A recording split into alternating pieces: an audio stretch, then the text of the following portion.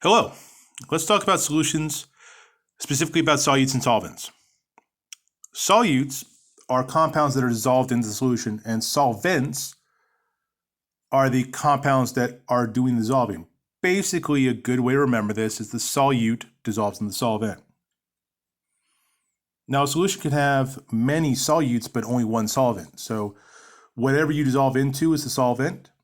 Whatever is being dissolved, whatever you're trying to mix in is the solute. Take, for example, lemonade.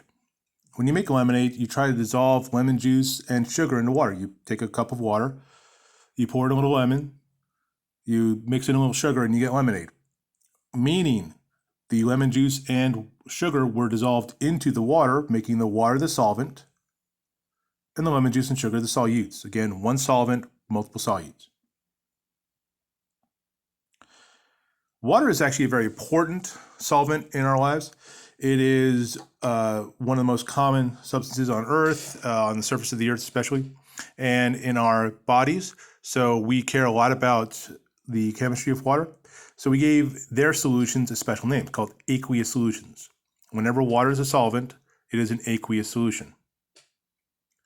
However, water is not capable of dissolving all substances, like say iodine. Iodine is a commonly used element for disinfection, but it's nonpolar. It doesn't easily dissolve in water.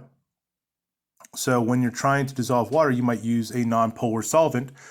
And again, a common nonpolar solvent is alcohol. Alcohol is typically liquid at room temperature, and so it's commonly used for solvents or solutions.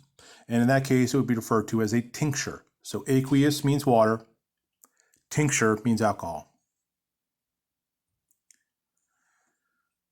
But not every solution has to have water or alcohol. Let's say we're trying to find a solution like air. Well, we didn't see air being mixed. We weren't there when it was mixed. So how do we tell what the solvent and the solute are? Well, the general rule for any solution, if you don't really know how it got put together, how it got mixed, is that the solvent is whatever is the largest percentage or the largest portion of the solution. Let's say we're talking about dry air. Dry air is about 80% nitrogen, 20% oxygen, 1% argon, and a little less than 1% of everything else. Nitrogen by far is the greatest portion of the air. It's almost 80%, meaning nitrogen must be the solvent. And because you can only have one solvent, every other gas must be the solute. So nitrogen is the solvent, oxygen, argon, carbon dioxide, hydrogen, helium, all the other elements and gases in air must therefore be the solutes. So if there's ever a question, just look for whichever is the greatest percentage of the mixture, whatever takes up the most part of the solution. So I want to be clear about something, and I don't want you to be confused about something.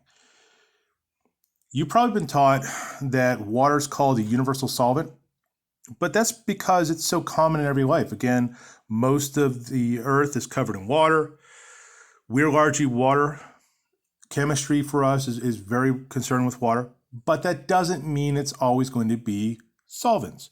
Water can be a solute. We can have humidity. Humidity is describing water vapor and air. In that case, water would be the solute. And water can't dissolve everything. It's not universally used as a solvent. Think of oil. Oil is nonpolar. Water is polar. So just because we call water a universal solvent doesn't mean it's always the solvent and doesn't mean it can dissolve everything. It's just called universal because it's so ubiquitous, it's so common. So don't get tripped up by that. Don't get tricked by that. All right, let's talk about what actually happens for a solution to be made, for a solute to get dissolved. Well, what's happening is that the solvent particles basically must overcome the forces or the bonds holding the solute particles together. So the solvent particles would come in, collide with the solute particles, form their own bonds. And if those bonds are stronger than the bonds holding the solute particle together, it can pull apart the compound and can dissolve it. For instance, let's say we're talking about the solvation of sodium chloride in water, basically salt water. We're making salt water.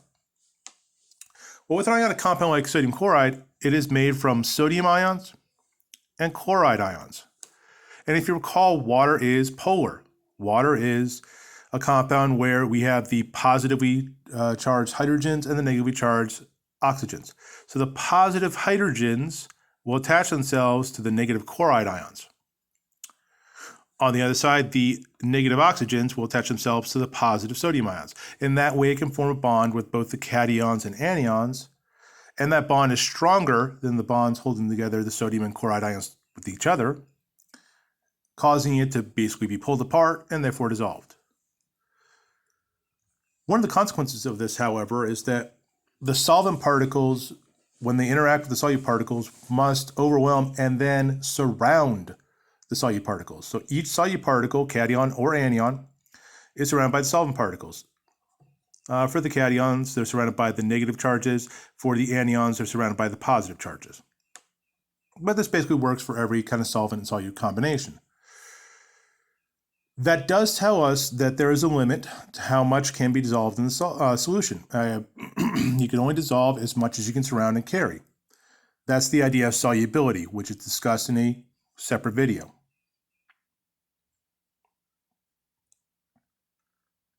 Now, there are many terms that can be used to describe dissolving, things like dissolution, solvation, hydration, but there's a specific term only for ionic compounds, and that's called dissociation. When ionic compounds are put into a solution, what happens is they are pulled apart so the cations and anions are no longer touching each other. Basically, the cations and anions are no longer associated with each other.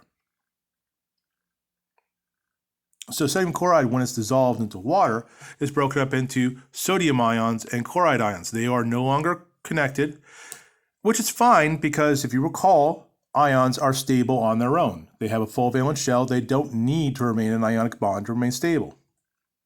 However, for covalent compounds are made from molecules. So when they break up, they'll break up into basically molecules by themselves. They will separate from each other because they have to remain together to be stable. So an ionic compound breaks up into more particles when it dissolves, whereas covalent compounds remain the same number, they just pulled apart from each other, separated by distance. This has a big impact on things like, say, coagulative properties, which are discussed again in another video.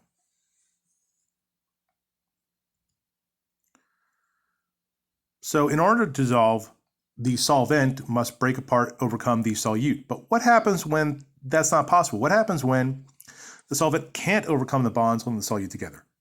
Well, then the solute won't dissolve. Basically, you won't produce a solution. You won't produce a mixture. And this is what's commonly found when we're talking about precipitates. And a precipitate, if you recall, is an insoluble solid product. So here I have the picture of two beakers being mixed together to produce a yellow solid. I'm sorry, I don't know why it's doing this. I'm going to keep going because it's the third time I'm doing this video.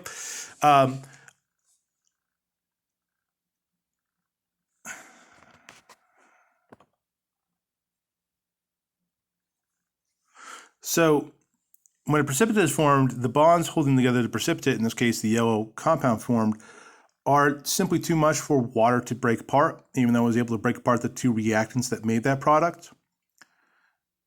And it settles to the bottom undissolved.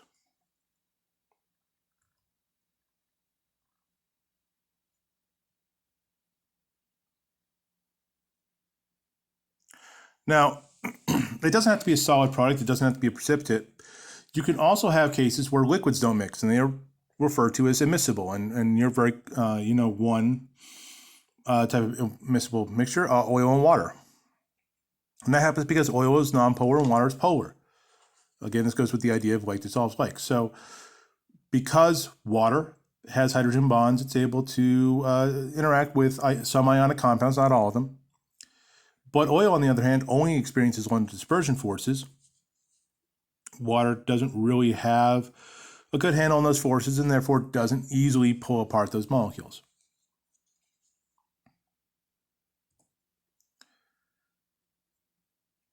But we live in a world where we need to be able to interact with both nonpolar and polar molecules.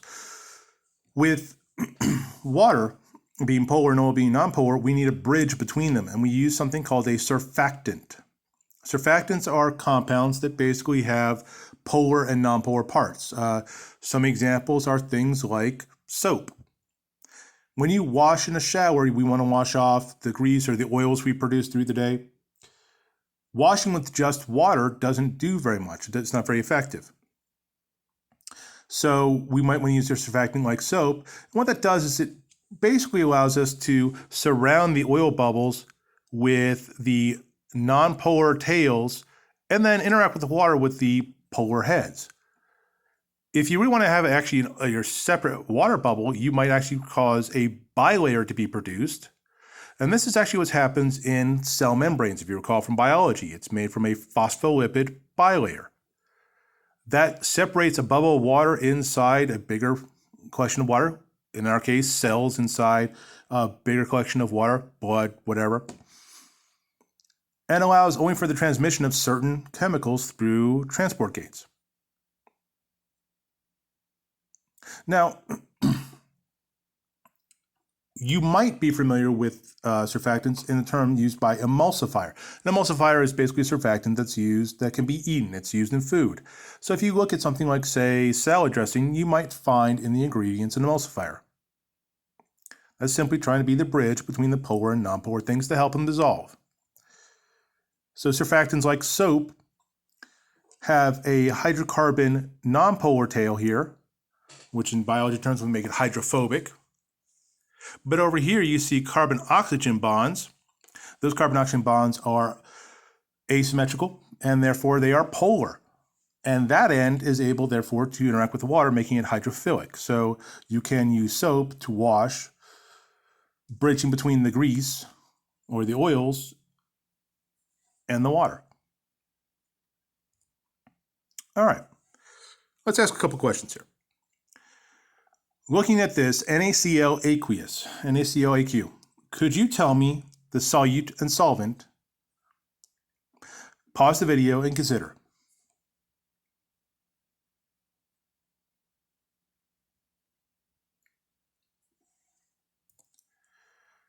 Well, remember that AQ means dissolved in water. So because you're dissolving NaCl into the water and solutes dissolve into solvents, the water must be the solvent. And therefore the NaCl must be the solute. Okay, another question. Consider the following three compounds. Which do you think would be immiscible in water? Remember, immiscible means cannot dissolve in or would not mix. Ammonia, NH3, benzene, C6H6, or ethanol, C2H5OH. Pause the video and consider your answer. Which would not mix?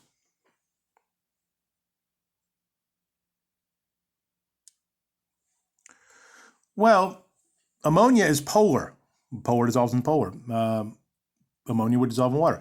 And C, if you recall, CH bonds are always nonpolar, but OH bonds, which ethanol ends in, are always polar. C would be an alcohol. And then it means actually it's able to dissolve in both polar and nonpolar solvents. But B is a hydrocarbon. It's only CH bonds or CC bonds, and that is automatically nonpolar and therefore would not dissolve in water. Okay, last question. If you're trying to remove nail polish, why would you use nail polish remover instead of just plain water? Why use something from a bottle instead of just trying to wipe it off with water from the tap? Pause the video, consider your answer.